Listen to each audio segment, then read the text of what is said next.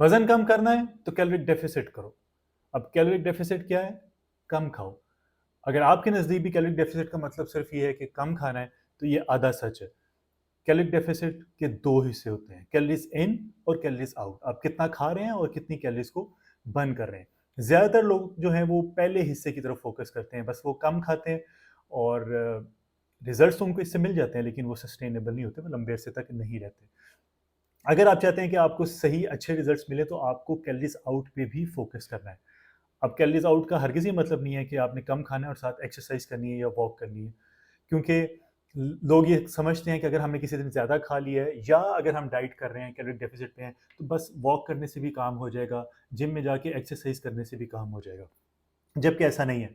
अगर हम अपने मेटाबॉलिज्म को देखें, तो जो एक्सरसाइज हम जिम में करते हैं, वो टोटल जो कैलोरीज हमारी बर्न होती हैं, उसका 5 से 15% ही होता है, जो जिम में हम बर्न करते हैं।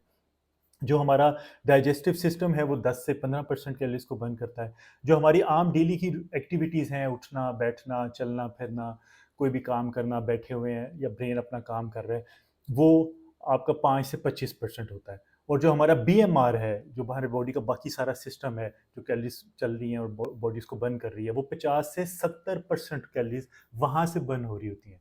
तो इसका मतलब ये है कि जो एक अच्छा खासा बड़ा पोर्शन है कैलोरीज़ को बर्न करने का, वो जिम में नहीं है।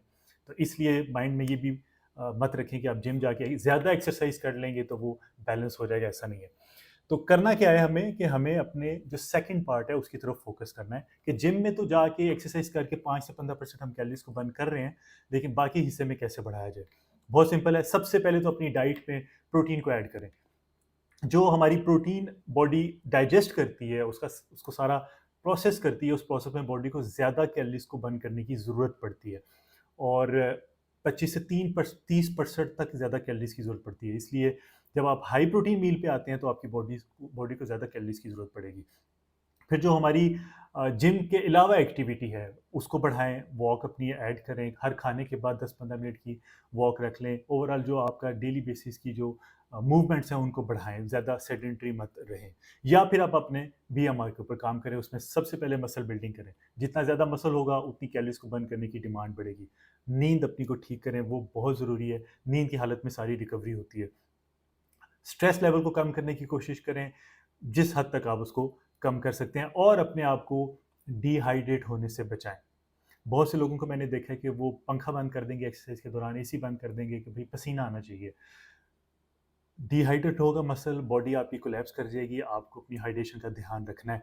जितना ज़्यादा पानी पिएँगे, उतना आपके लिए ज़्यादा अच्छा है। तो जो पॉइंट है वो ये है कि कम खा के ज़्यादा एक्सरसाइज करना हल नहीं है। आप कम खा के ज़्यादा कैलोरीज़ को बर्न करना पूरे दिन में, आपका जिस्म, आपकी पूरी की पूरी लाइफ़ कितनी कैलोरीज़ बर्न कर रही है, वो इम्पोर्टेंट है।